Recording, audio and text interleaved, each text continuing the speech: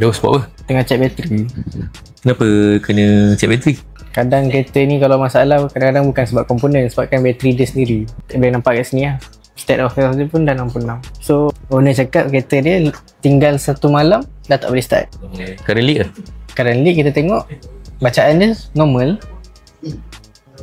Oh, 0.05 ke bawah So, bacaan dia normal. So dekat sini kita check bateri dia, state of health dia dah 66%.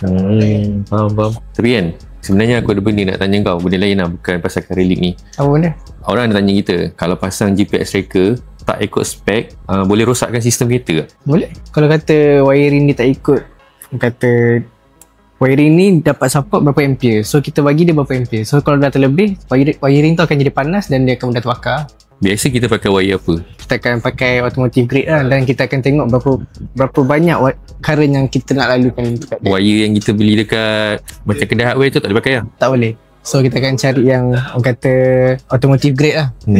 So dia ada dia punya reading dia apa semua. So dia ada grade dia ada gauge dia apa semua tu. So kita akan pakai wire yang ikut spec lah. Okay, aku nak tanya last question kan. Okay, apa tu? Orang pernah tanya kita, macam mana kita tahu yang penyamun ni buat kerja, ataupun macam mana kita dapat tahu yang sedikit ni curi-curi kereta? So macam mana kita tahu? Selalunya kita akan contact owner-owner kereta yang pernah dicuri tapi tak berjaya dia buat lari. So kita akan minta dia, courtesy dia untuk ambil kereta dia. Kita akan buat postmortem dekat kereta dia. Kita akan check lah apa benda yang pencuri tu dah buat kat kereta dia, apa benda yang dah dipotong ataupun di access.